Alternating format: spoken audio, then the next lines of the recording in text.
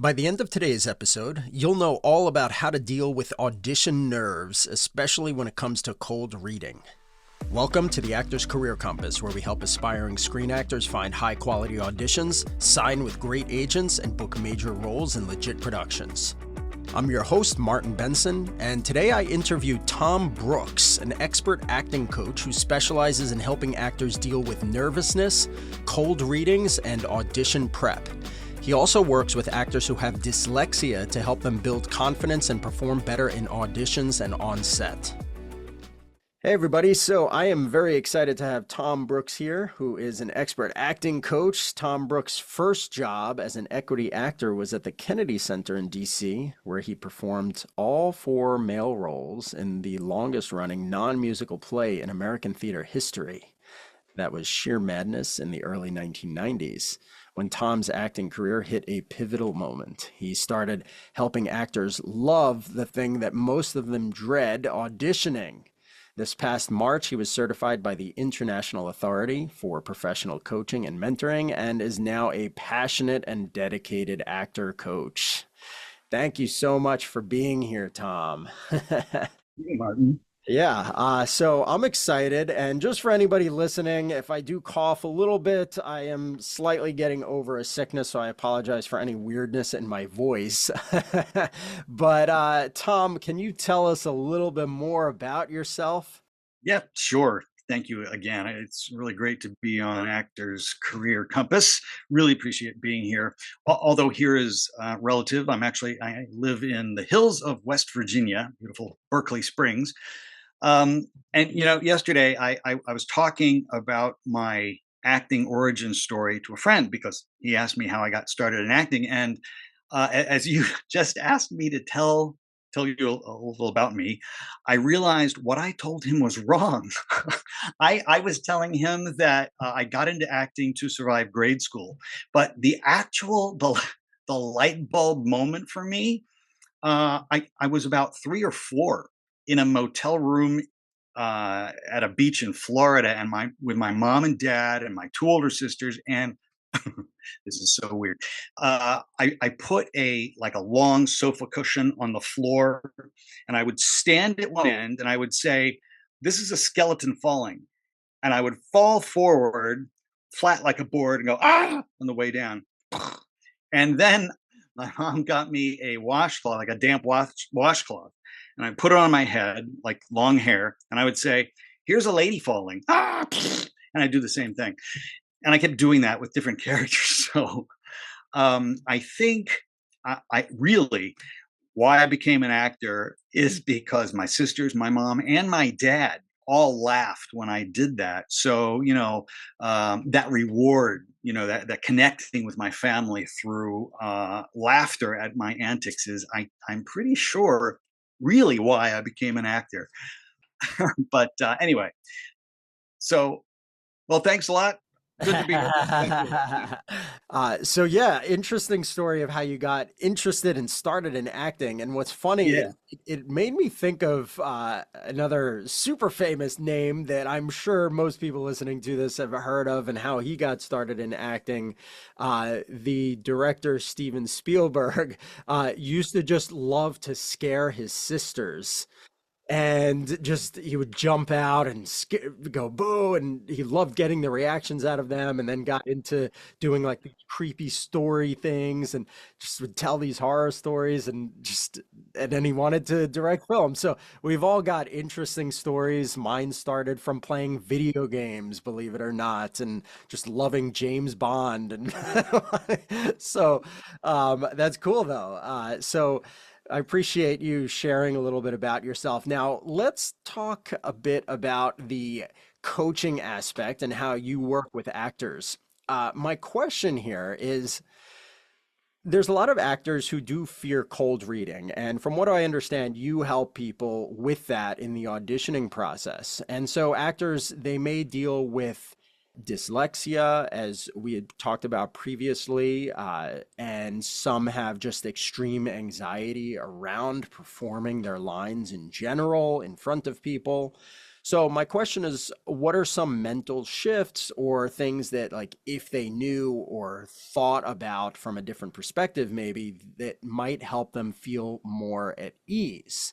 I have an example that I was thinking of, like, you know, someone might right now might be listening to this and realizing, oh, it's not just me who has these fears of anxiety and stuff. Because a lot of times people, I think, like, oh, I'm the only one who's going through this, right? So that's like just one mental shift, realizing it's not just me that can help. But what are some other things? Yeah, it's a great question. And, because so I'm not dyslexic and I've always loved auditioning, except for whatever reason. Well, I know what the reason is, but I hated cold readings. And the reason is, and I'll tell you, is because I had a suspicion about directors who would do cold reading. I was a young guy. I've been doing this for over 40 years. So it was a long time ago, young man. But I one time after it, now this was a cold reading I was at and couldn't get the sides ahead of time. Director handed them to you. You didn't have time to go over it, and it was just like, here, go. And so after that, I actually asked him. I said, "So why do you like to do cold readings?" And he answered and addressed my suspicion. And not that I think this is why all directors do it at all, but then, I was young. So he said, "I don't want my actors to have preconceived ideas." I said, "Oh, okay." And that really made me mad because I thought that's our job. You give me a script and it's my job, my responsibility to bring it to life, right? But somewhere after that, I was really steaming. I somehow after that, I think out of spite, I took up the challenge of cold reading and I took it to the extreme. So now I've taught classes and workshops and stuff. And one of the things I love to do is have the actors bring a script that I haven't seen.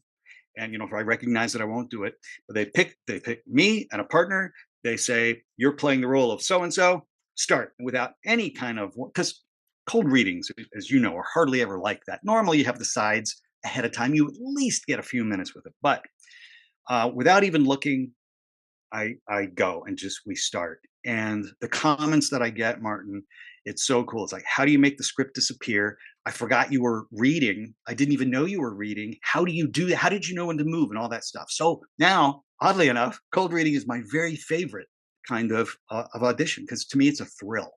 So to answer your question, what are some things people can do?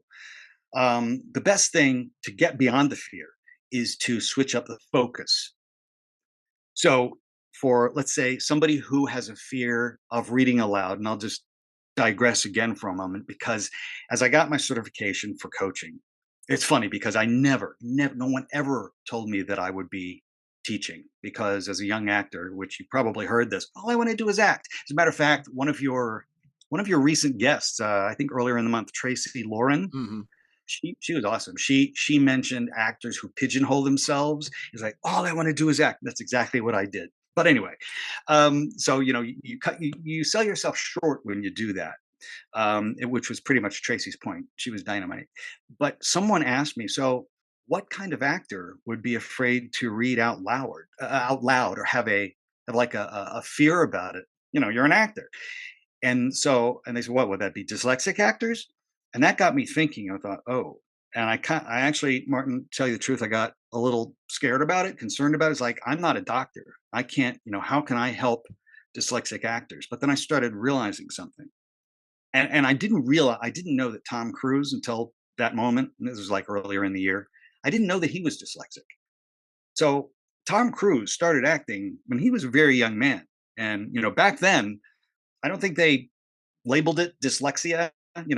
They thought he had some sort of learning disability. His parents were probably worried, but so it's like, what did Tom Cruise do when he's handed a script? Right, go for a shoot or a screen test, an audition, and you're given a script. You take what little bits of information you can and you run with it. So to answer your question, what can these folks do? Whether you have dyslexia, whether you just have this fear of reading aloud, you don't focus on the script. You focus on your acting partner and the chemistry and what's happening. Yes, you use glance at the script, but like my students learn, you can get really good at glancing and gathering a few words, trusting yourself that you don't know what you're going to say at the end of the sentence, but you can glance down at the script, grab a couple words, and start and go. So it starts, Martin. It starts with shifting the focus, number one, to the person that you're reading with. And if there is no person, if you're, alone at an audition and you've got a mark on the wall to act with, well, you're going to have to learn to do that anyway as an actor. You're going to have to fall in love with that mark on the wall and make us believe that you are looking right into her eyes or whoever it is that, right, that you're falling in love with. So and you generate rapport with that mark on the wall. So it starts there. It starts with that mental shift, and it starts with trust. I know. No, I don't know what's coming next in the cold reading. And by the way, once again, normally, you do have some time with the script. If you have dyslexia, somebody, hey, help me out here. What does this say? It depends on the severity of it, but there are ways to do these things. So, number one is the focus, shifting the focus on what's important, the chemistry in the scene, what's going on, the dynamic, what you want, and trusting yourself that you will know what to do. With the scant bit of information you have, you can fly with it. Now, let me ask a question for actors who are not 100% sure when it comes to cold reading. You had mentioned you can look down, occasionally glance at some words. Now, in some cases, casting directors want you to do the words exactly as they are written, line by line. In other cases, they're a little bit more loose. What's your suggestion for that? And is the method that you're saying, do you feel like it is okay for people to go off script if they're only using a few lines, or how does that work? What are your thoughts there? Yeah, if you've got the kind of severe dyslexia where truly you look down and it's a jumble of words. Now, first of all, it is interesting to know that the brain can be retrained. But yes, I mean, I here's what I've learned, dyslexia aside, because plenty of non-dyslexic actors count themselves out of auditions before they even give the casting director a chance. If I wanted to audition for something, I want this material, I'm going, cold reading or not. And if I have to go off script, I'll use what scant bits of information I have. I'm going to do my absolute best in the moment. And obviously, if the director asks, it's more acceptable today. Maybe that's the word than maybe when Tom Cruise was a young man to say, look, I have a tough time reading. It's a struggle. If I study, I can get these lines down, but I just want to give you the essence. But please, I mean, I would be, I wouldn't hesitate to say that. So my advice is go for it. Again, you've got to trust yourself. And if the casting director doesn't want any of that, they don't want you going off script, and it's something you can't help, then you do the very best you can. You're very grateful, you're thankful, and you move on to the next audition. I think that that's such a great point. Huge mental shift right there. Because if you believe that the lines need to be delivered exactly as written word for word, then that is going to create a lot of stress for you, especially in situations like this. But the fact is, just like I sort of said before, not all casting directors are the same. So, yeah, sure, there are going to be some that are sticklers for exact phrasing. But on the other hand, many of them, and I would almost argue the ones that you would want to work with more, There you go. are going to care more about the emotional connection and seeing who you are come out than exact line by line, word for word memorization. So I agree with the fact that looking down and not being distracted by like trying to get the lines exactly as they are, because that can actually impact your performance. And for cold reading in particular, if you have plenty of time to memorize the lines beforehand, then I don't think that there's an excuse not to. Exactly. Bullseye. Yes. But if it's not something where you have the time to memorize, I think that that's a huge mental shift. And I appreciate you sharing that for people who might be worried about memorization. You bet. So, my next question here is obviously, I mean, we're talking about anxieties, right? Like we know that fear of messing up and embarrassing yourself in front of people can cause anxiety. But my question is at a deeper level, where do you think some of these anxieties stem from? Are there certain things that you've uncovered in your clients that, if other actors knew about, might help them better understand where this comes from so that they can work through it more effectively?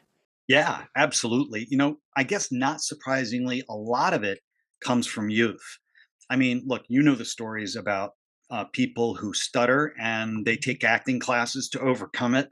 With the anxieties, sometimes it can come from youth. You've got a teacher or maybe a parent or someone who is encouraging in the wrong way when a child is learning to read, and so that can become rough, right? That's really can hit the psyche hard, and so that kind of thing can happen, and then maybe it's reinforced through grade school, and you know what I mean. It can just never become healed in that process. Other times, I found surprisingly it surprised me because I thought, okay, all of this is going to come, stem from youth. But a lot of times it doesn't. I've had several clients that they will have gone on one. It was one gentleman in particular in Atlanta. He was up for an audition with a big time casting director, and his nerves just got the better of him. Mouth went dry. His voice froze up. He couldn't. He could. He, it's like where did my talent go? It was gone. And I just talked to him the other day. He went on he went on another job, and he said it was like, a breath of fresh air. He was himself again because he had fun with the material. He was there for the right reason, and he had the proper focus. So it can happen. It can happen even in adulthood. And then if something like that happens where you screw up in front of, maybe your big break, you've got this big time casting director and you screw up like that, and it's like, and they're very polite, and thank you very much, and you're like, you know what are you going to replay when you see auditions? Like, it's going to happen again, so we can get trapped in that kind of place. Those are what I found. It's either stems from youth, or it's been there always, or it's been some sort of traumatic event. Mhm. And what would you say are some techniques that or exercises that actors may be able to use to help them deal with this anxiety and all of these challenges? I got to tell you, it starts way before the audition. So a big part of my coaching is about mindset. All right. So that inner critic, that inner voice is so powerful. I mean, think about what would it be like if your thoughts, the things you say to yourself when you're just being really hard on yourself, would be broadcast over a loudspeaker. That'd be pretty embarrassing because I think sometimes the things we say to ourselves are pretty rough. And so it really starts. I'm not one for like, okay, got an audition coming up, got to psych yourself up. No, it starts way before that, because the fear, what happens with self sabotage with a lot of actors, even starts when they see the audition notice, everything that's going to go wrong. They're preparing for the material, or they're just not satisfied, so they have a hard time picking their material, or that they're trying to work on a piece and they keep on having that vision of failure. This is going to go wrong. The focus is all screwed up. So one of the things to do is to observe your thought patterns, not kick yourself in the butt for it. Just observe what you say to yourself. Observe your thought patterns. Look at patterns in your life. All right. If you're stuck in a rut, you're one of those actors who, this always happens. This always happens. Look at when that happens and what those patterns are related to. And a big part of it is just observing. And it's hard. It can be hard to catch yourself thinking. It's like, I don't know what I think all day. I just think stuff. But you start catching yourself being down on yourself and actually listening to what you're saying to yourself. And again, not kicking yourself in the butt, but that's where it starts, is just observe. And then you can start to change the language. That's, I think, the biggest foundational exercise to start changing the mindset, paying attention to what you're saying. Mhm. I think that these days with technology, it could be even easier to kind of force yourself to pay attention by potentially setting some sort of alarm or kind of reminder that comes up on your phone a couple times a day, just for the first week or two, and then decrease the frequency of it. The first time, maybe the first week, you get the alarm 3 times a day or something that's like, what am I thinking about myself right now? Pay attention. And then after the first week, you change it and you're only getting the alarm like 1 or 2 times a day. And then only once every few days, right? But you can probably use technology to help stay consistent with it. I actually use technology in the form of email reminders where I'll get emails on certain dates or recurring emails that are like every day take my vitamin or something. And anytime I want to start a new habit, I actually use that and I'm always on my email. So then I see it, and slowly after a couple of weeks, I decrease the frequency of the reminder until it becomes a habit. So I think that this could be a good opportunity to use that. It's super important to pay attention to your thought process because that's the only way you're going to change it. That's beautiful. That's beautiful. Love the thing about creating new habits. It's more powerful, as you know, to create a new habit than try and squelch an old one because you have to replace it with something. So nice. Yeah, that's true. So, what might be some final words of advice you have for actors who are either dealing with the anxiety around auditioning or just auditioning slash cold reading in general? Trust yourself. If you're one of these actors who has a love hate relationship with acting and you've threatened to quit a couple times, or maybe you have quit a couple times, again, I think it all starts with a thought process and why you're doing it. If you keep getting pulled back because it's what you're drawn to, lean into it and lean into those fears because there's something holding you back. Is it fear of failure? Is it fear of success? Well, you're not going to know. You're not going to know until you lean into it. And another big trap, Martin, is actors or budding actors as they prepare their careers will do a lot of busy work stuff that seems to be moving them forward, but really it's just an excuse not to move farther forward. I love your foundational things on your website about how to starting small and realistically, and so I mean I think it comes down to that being in touch with why you want to do this. I'm not one of those people who says, "Hey, if you can do anything other than acting, then do that." I know a lot of people say that, but if look, your passion, your creativity, you have to listen to that, connect with that. What is it that you want to do? Yes, if all you want is fame, you're probably headed in the wrong direction. There's got to be something out bigger than yourself to drive you forward, a bigger cause. Because hey, if you're a celebrity, if you have lots of money, you can do some beautiful things with that. You can help so many people, right? And you can help the kinds of people and the kinds of situations that you want to. So that's a beautiful thing. But what's driving? What's underneath that? How do you want to make a difference in the world? You got to connect with that.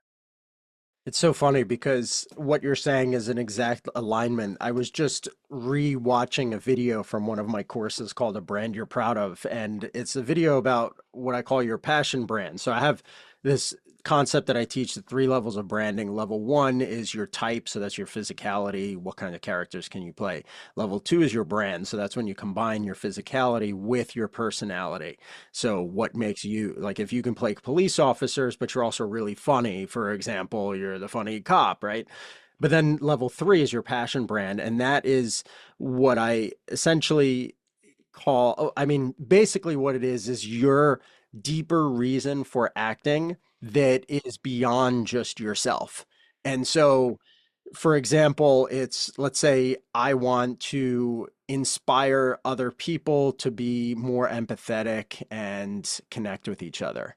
And that's what you really care about. You want to ask yourself, like, beyond the fame, beyond the whatever it is, beyond the enjoyment, how can I help other people with my acting?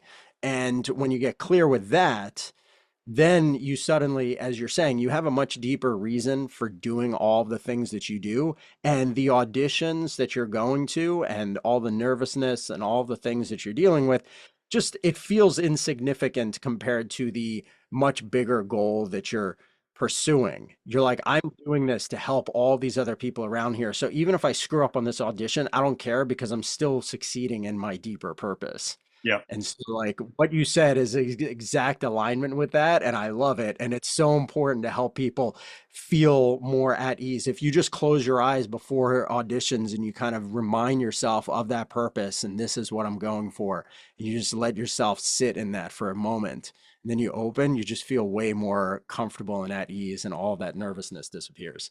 That's beautiful. And look, it has been proven in study after study, the mind is such a powerful thing. And I know some people are like, "Oh, positive thinking." It's not just positive thinking. When you do that, when you because hey, here's what you're doing otherwise is you're visualizing yourself failing.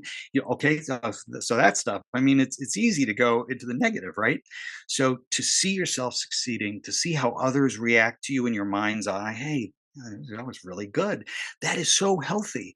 And that's just as healthy and just as realistic and more beneficial than having the default, I'm probably not going to make it. They won't like me, or whatever that angsty kind of stuff. So, the power of visualization with emotion, how it feels when you do a great job, because it is beyond yourself. It's not just me. It's which is another big secret I can give you folks who are listening. If you're in a cold reading, actually any audition, but if you let's say you're in a cold reading with a partner, it's not about me. All your focus is on your partner. Give, give, give, and that's a magic pill right there. It's all your focus right there with whatever it is your character wants. Excellent. Well, that's awesome. So, obviously, as we briefly talked about earlier, you do a lot of coaching work with actors. And so, for actors who are interested in potentially getting in touch with you, if they either have some questions or they want someone who is as knowledgeable as you to help them with their auditioning and getting through these fears and all of this, how can actors get in touch with you? And how does that look like? What does that look like? Well, there's two ways. You can hit me up at empoweredactor.com. That's just EMPOWEREDACTOR.com. Or if they're interested in coaching, you can go to fullybookedactor.com. Fullybookedactor.com or empoweredactor.com. You got it. Excellent. Awesome. Well, we will be sure to also add that link into the description on the podcast when it's released. But thank you so much for joining me today. Thank you, Martin. This was great. A lot of fun. Well, thanks for listening. Now, if you want to dive even deeper on auditioning, I highly recommend checking out my podcast called How to Prepare for Important SAG-AFTRA Auditions Step by Step, which is episode number 32.